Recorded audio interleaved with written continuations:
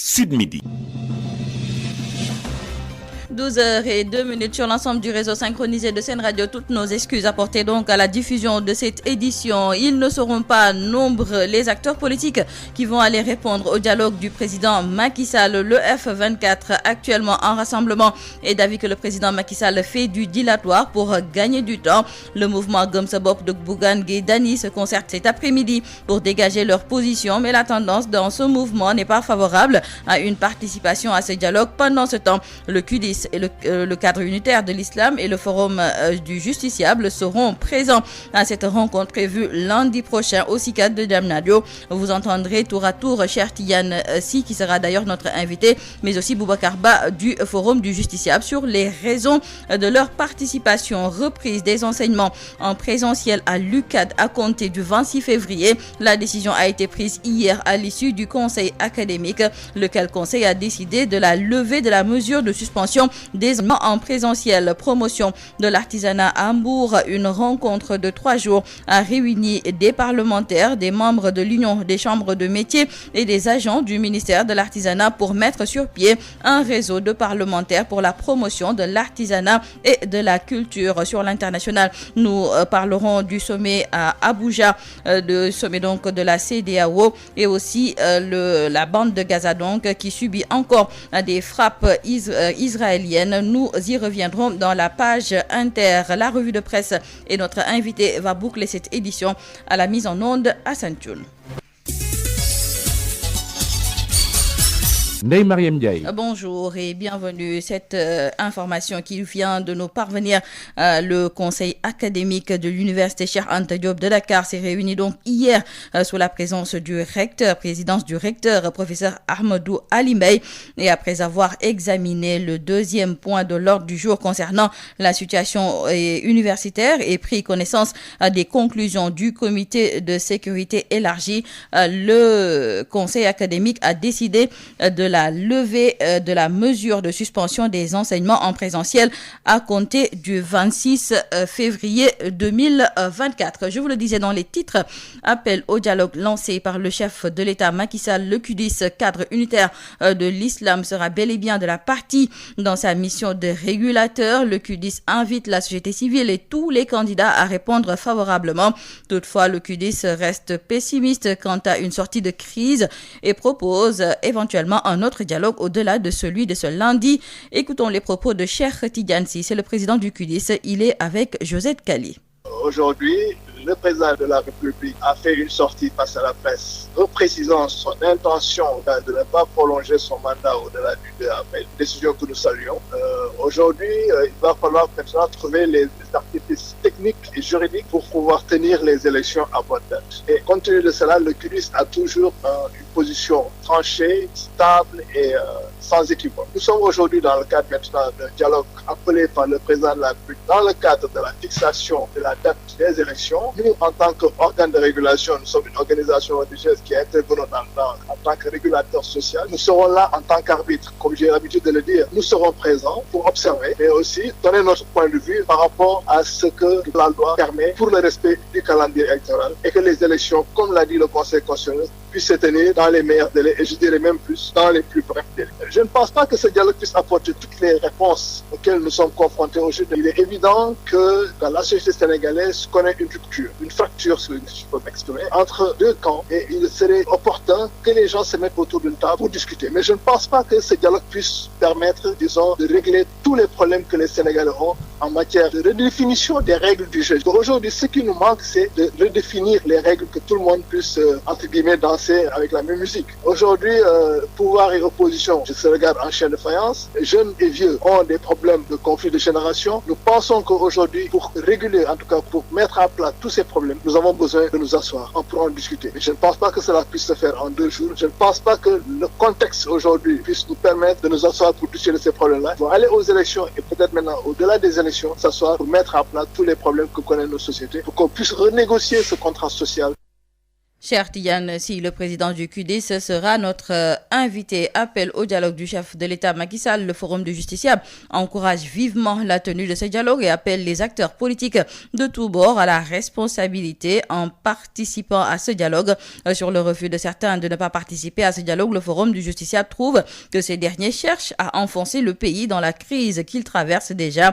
Dès lors, il invite tous les acteurs à saisir cette opportunité pour discuter et bâtir les consensus forts pour la tenue d'une élection présidentielle inclusive, libre, transparente et apaisée. Écoutons Boubacar Ba, le président du Forum du justiciable. Il faudrait que les acteurs politiques, la société civile et toutes les parties prenantes sachent que le dialogue national est aujourd'hui la seule issue de sortie de crise pour le pays.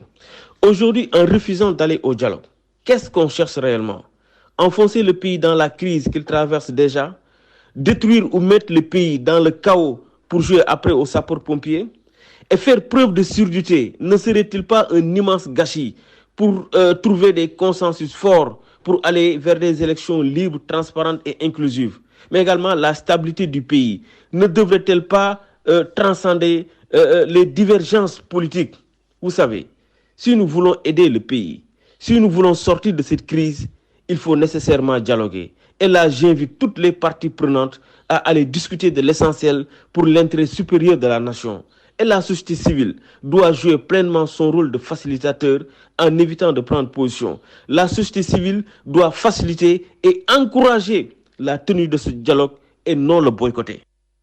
C'était donc Boubacar Ba, le président du Forum du justiciable. Retenons que le F24, la plateforme donc F24, ne va pas participer à ce dialogue et organise actuellement une mobilisation pour donc une organisation des élections avant le 2 avril. Mamadou Mbodj, coordonnateur du mouvement, affirme que le président Macky Sall fait dans le dilatoire pour gagner du temps. Pour lui, le dialogue de ce lundi ne repose sur aucune base légale. Nous l'écoutons, il est avec C'est une manifestation de mécontentement, de colère, de désaveu par rapport à la démarche du président de la République qui, au lieu de respecter les recommandations du Conseil en fixant une date et en prenant des dispositions pour qu'une élection se fasse rapidement afin que le 2 avril qu'il y ait un changement de président, évidemment se met dans une démarche dilatoire, dans des manœuvres évidemment qui visent d'une part à imposer un nouveau calendrier électoral, d'autre part à imposer de nouveaux candidats, une nouvelle liste et in fine, évidemment, de nous imposer un président de son choix. Donc cette démarche-là est anti-républicaine, illégale, illégitime et nous ne pouvons pas la cautionner. C'est pourquoi nous avons invité les Sénégalais aujourd'hui à venir manifester le désaveu. Le dialogue agité un peu partout qui aura lieu à Diamniadio, votre position par... Ce dialogue n'a pas de base légale parce que, comme j'ai dit tantôt, le Conseil constitutionnel a demandé à Macky Sall de fixer le délai et d'aller vers les élections dans les meilleurs délais. Depuis 10 jours, ce n'est pas encore fait. Ça veut dire simplement qu'il est dans une démarche de défiance par rapport au constitutionnel, une démarche d'imposition, évidemment, de sa volonté de nous imposer, évidemment, un nouveau calendrier et une nouvelle liste de candidats. Le mouvement Gëm Sa Bopp de Bougane Gueye Dany va se réunir cet après-midi pour prendre une décision par rapport à l'appel au dialogue du chef de l'État Macky Sall. Cependant, la tendance qui se dégage actuellement au sein de ce mouvement n'est pas favorable à une participation à ce dialogue. Écoutons les propos de Mamadou Gueye, c'est le délégué national chargé de la vie politique du mouvement Gëm Sa Bopp. On doit se réunir tout à l'heure avec les délégués régionaux, départementaux, communaux. On a une réunion tout à l'heure à faire à 17h. Et à partir de là, on prendra une bonne décision. Mais vu la tendance actuellement, participer à ce dialogue-là, pour moi, c'est pas quelque chose qui devrait être acté. Pourquoi? Parce qu'on l'a toujours dit que tout ce qui se passe depuis, c'est une pièce théâtrale orchestrée par le président Macky Sall. Aujourd'hui, pour son dialogue, vous voyez, il a même convoqué les chefs de village. Il l'a mis à Diamniadio pour faire encore du folklore et dire que le peuple a dialogué et nous imposer ça avec le Conseil constitutionnel. Parce que tout le monde sait que entre le Conseil constitutionnel et le président Macky Sall, ils se sont déjà accordés les violons. Je dis encore une fois, à l'heure où on parle, Gëm Sa Bopp est actuellement en train de faire une concertation à 17h avec ses coordinateurs régionaux, départementaux ou communaux. Et Inch'Allah, une décision va se faire parce que nous ne croyons pas au dialogue, comme on l'a dit. Nous ne croyons pas à ce dialogue. Nous, ce qu'on veut, c'est que Macky Sall respecte le calendrier républicain, que les gens aujourd'hui se focalisent sur ces élections pour ne pas donner des brèches ou ouvrir la boîte à Pandore pour que l'élection puisse être repoussée à des dates inconnues encore.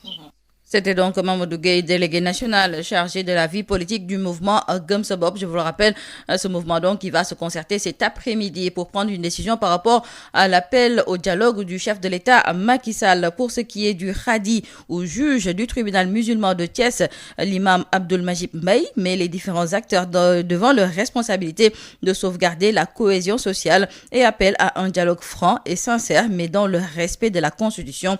Thiès, la correspondance de Babacar Ndaw. La situation que traverse le Sénégal de la vie de l'imam Abdoul Majib Mbaye ne doit laisser personne indifférent. réew mi yëngu na yàgg ci dal rek lay jëm incha allahu te moom la ñëpp di ñaan yàlla waaye nag day fekk ñu bëgg ko dalal nag. Le juge du tribunal musulman de Thiès invite les différents acteurs de l'espace politique au respect des règles. Le chef de l'État en tête. du ñàkk fayda daal nga wàcc pour fexe ba mën déggoo ki nga war a déggool ndax xam nga nit dana bëgg juboo te ngay demal du juboo waaye mu am ñeneen ñoo xam ne rus nga leen bu ñu ñëwee rek daa leen nangul diisoo moom foo ko defee rek doo juum waaye booy diisoo koo xam ne nag intérêt lay seet wala boppam rek la fi nekkal du la wax yoon wa dafa la suruxal rek moo nu dal ñun si biir Sénégal. Selon le Qadi Abdoul Majib Mbaye, le pouvoir est un attribut divin. Par conséquent, personne ne peut s'arroger ce décret. L'imam Abdoul Majib Mbaye al-Qadi appelle à la sauvegarde de la cohésion sociale et déplore les pertes en vies humaines. di jaali ñi nga xam ne noo si gaañu te nu delloo si xel yi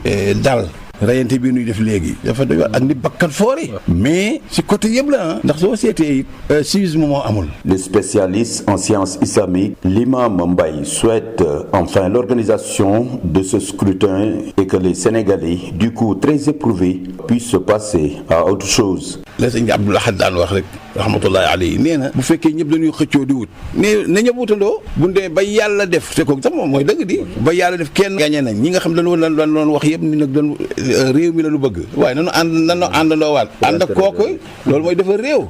Babacar Ndaw, Thiès Sud FM.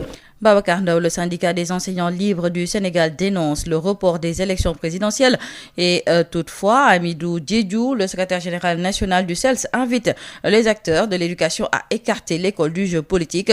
Il s'exprimait à l'occasion d'une cérémonie de sargal aux anciens du CELS de Bambey, à propos recueillis par Adama Ndiaye. Oui, une position très connue, même si aujourd'hui elle fait l'objet de controverses, mais très responsablement assumée. Je dois rappeler qu'à l'annonce par le chef de l'État du report de l'élection, aucun Sénégalais, alors en tout cas, la plupart des Sénégalais ont condamné du point de vue des principes de respect du calendrier républicain. Nous l'avons également, en tant qu'organisation syndicale, membre de la société civile, condamné. Mais nous avons estimé ensuite qu'en tant que syndicat évoluant dans le secteur de l'éducation, nous devrions également faire la part des choses. Nous avons tenu en premier à marquer notre indignation relativement au report et à nous en tenir là parce que nous estimons que la nation, elle est un, mais que quand elle bouge, le secteur de l'éducation ne sera pas épargné.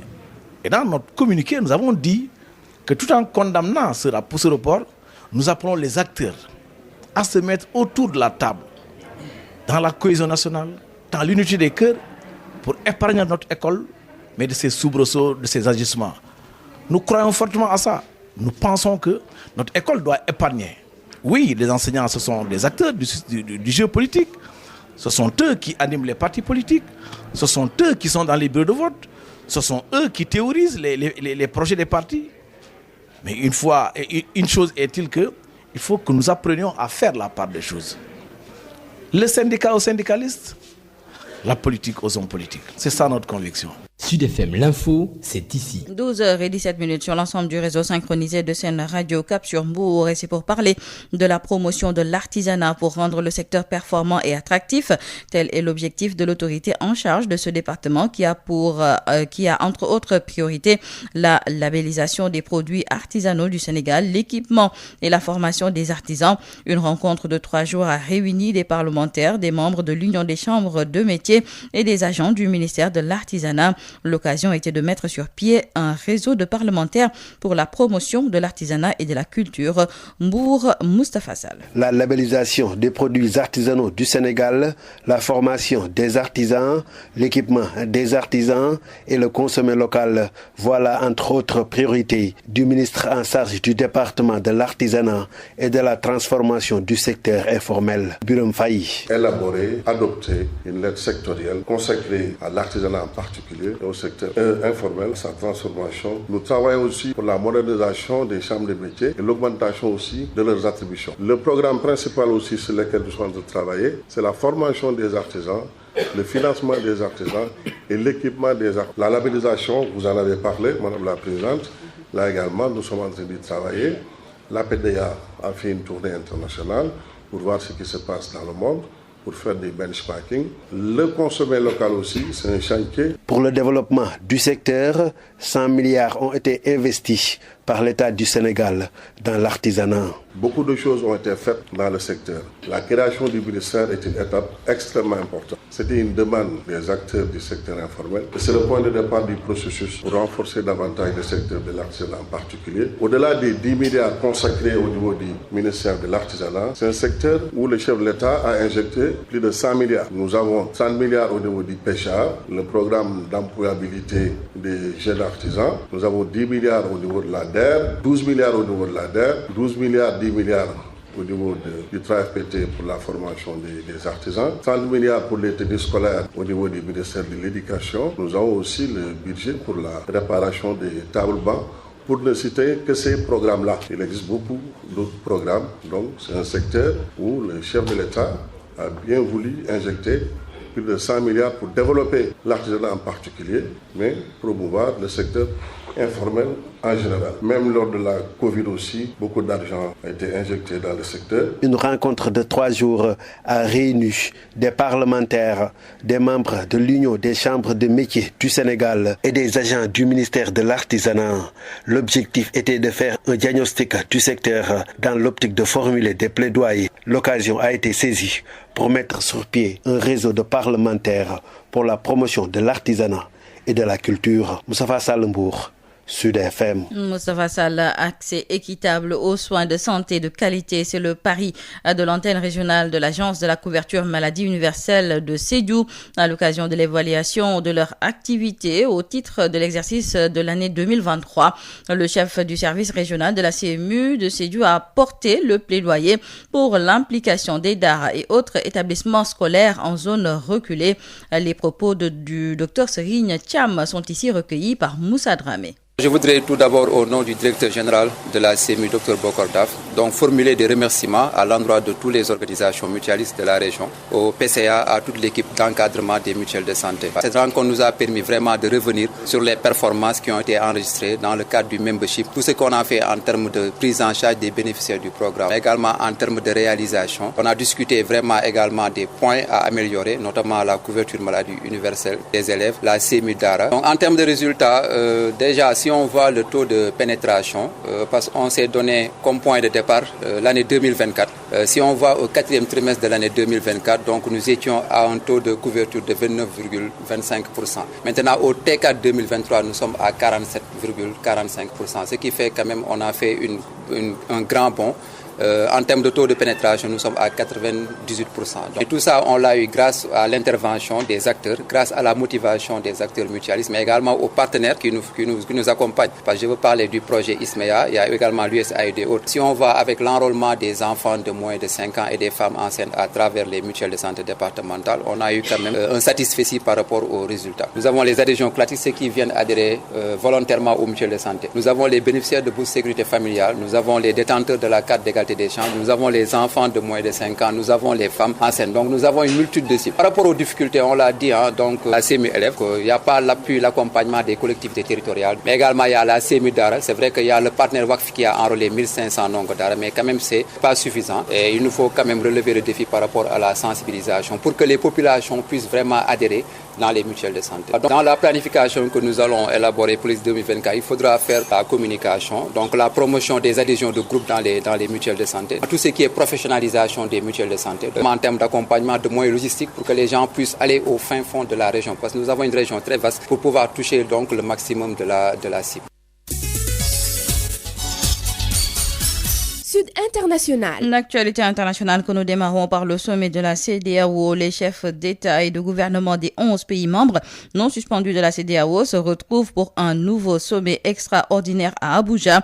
Les dirigeants auront sur la table un programme chargé. En effet, moult questions sont au menu du jour du sommet extraordinaire d'une CEDEAO en pleine zone de turbulence. Les sanctions imposées au Niger suite au putsch de juillet dernier et la séquestration du président Bazoum. Quelle position donc la conférence des chefs d'État va-t-elle adopter face à la sortie immédiate de la CEDEAO annoncée par le Burkina, le Mali et le Niger? La situation du Sénégal sera aussi abordée, même si l'ordre du jour est suffisamment évasif pour ménager les susceptibilités de la délégation sénégalaise. Faut retenir aussi que le Burkina Faso, la Guinée, le Mali et le Niger seront bien encore absents. En revanche, une partie de l'avenir de la CEDEAO va se jouer sur les mots du communiqué final de ce sommet extraordinaire du 24 février 2024. Guerre Israël-Hamas. Le ministère de la Santé du Hamas a annoncé ce samedi un nouveau bilan de 29 606 personnes tuées dans la bande de Gaza depuis le début de la guerre entre Israël et le mouvement islamiste palestinien. Dans un communiqué, il a également fait état d'au moins 92 morts ces dernières 24 heures, soit donc un bilan de 69 737 blessés depuis le 7 octobre. Guerre en Ukraine. Le chef de l'OTAN a exhorté ce samedi donc l'Ukraine et ses alliés à ne pas perdre espoir au deuxième anniversaire de l'invasion du pays lancée par le président russe Vladimir Poutine. La situation sur le champ de bataille reste extrêmement difficile. L'objectif du président Poutine de dominer l'Ukraine n'a pas changé. Rien n'indique qu'il se prépare à la paix, mais nous ne devons pas perdre espoir. C'est ce qu'a donc déclaré le secrétaire général de l'Alliance dans un message enregistré. Il ajoute que l'Ukraine va triompher des ténèbres. A donc promis le commandant en chef des armées ukrainiennes ce samedi. Tout de suite, accueillons notre invité. Il s'agit de Cherti Yansi, c'est le président du QDIS. Le QDIS donc qui va participer à l'appel au dialogue donc appelé par le chef de l'État à Macky Sall. Le QDIS qui invite la société civile et tous les candidats à répondre favorablement. Il s'entretient avec Josette Kali. Bonjour monsieur Cherti Yansi. Bonjour Josette Kali. Vous êtes le président du QDIS, le cadre unitaire de l'islam. Le chef de l'État a convié les forces vives de la nation à un dialogue ce lundi. Dites-nous, est-ce que le QDIS a reçu son invitation et si vous comptez répondre favorablement à cet appel? Je tiens d'abord à préciser la position du QDIS depuis le début de ce qu'on peut appeler une crise institutionnelle au Sénégal. Notre position de principe a toujours été que le calendrier républicain soit respecté. Aujourd'hui, le président de la République a fait une sortie face à la presse en reprécisant son intention de ne pas aller au-delà du 2 avril, décision que nous saluons. Aujourd'hui, il va falloir maintenant trouver les artifices techniques et juridiques pour pouvoir tenir les élections à bonne date. Et compte tenu de cela, le QDIS a toujours une position tranchée, et stable et sans équivoque. Nous sommes aujourd'hui dans le cadre maintenant d'un dialogue appelé par le président de la République dans le cadre de la fixation de la date des élections. Nous, en tant qu'organe de régulation, en tant que régulateur social, nous serons là en tant qu'arbitre. Comme j'ai l'habitude de le dire, même dans un match de foot, quand il y a forfait d'une équipe, les arbitres sont toujours là pour constater ce forfait. Nous, en tant qu'organisateur, en tant que régulateur, organisation chargée de régulation sociale, nous serons présents pour observer, mais aussi donner notre point de vue par rapport à ce que la loi permet pour le respect du calendrier électoral et que les élections, comme l'a dit le Conseil constitutionnel, puissent se tenir dans les meilleurs délais et je dirais même plus dans les plus brefs délais. Justement, beaucoup d'organisations de la société civile et aussi des candidats à la présidentielle ont décliné cet appel au dialogue du chef de l'État. Comment réagissez-vous par rapport à cela? C'est leur droit, ils sont dans le cadre d'une lutte. Pensons qu'aujourd'hui, les organisations sont dans leur logique de lutte. Nous ne leur concédons. Par contre, je ne comprends pas la position d'une certaine société civile qui ne voudrait pas y aller, parce que le rôle de la société civile, à mon avis, est de jouer le rôle de régulateur, un rôle de tampon entre les différentes parties pour concilier les positions. Et nous, c'est dans ce cadre-là que nous allons voir dans quelle mesure concilier les positions et arriver à un consensus. Mais un consensus que nous pensions que pourrait être trouvé entre les partis, les candidats validés et le ministère de l'Intérieur. Moi, je pense qu'on aurait pu nous préserver d'un dialogue en convoquant une réunion entre les candidats validés et le ministère de l'Intérieur pour trouver une date, puisque le président de la République lui-même l'a dit. Le but de ce dialogue est de trouver une date pour aller aux élections dans les meilleurs délais. Je pense qu'aujourd'hui, l'exécutif a toutes les prérogatives pour fixer cette date. Et s'il veut le faire maintenant dans le cadre d'un dialogue, nous allons y aller et lui dire ce que nous pensons par rapport à cette situation. Les membres de la société civile, pour moi, devraient y aller pour pousser l'État, pousser l'exécutif à fixer la date dans les meilleures conditions. Ce dialogue a pour but de fixer la date de l'élection présidentielle, mais aussi d'indiquer les voies de sortie de crise. Alors, au rythme où évoluent les choses, est-ce qu'on peut dire que ce dialogue pourra apporter les réponses idoines? Je ne pense pas que ce dialogue puisse apporter toutes les réponses auxquelles nous sommes confrontés aujourd'hui, aux problèmes auxquels nous sommes confrontés aujourd'hui.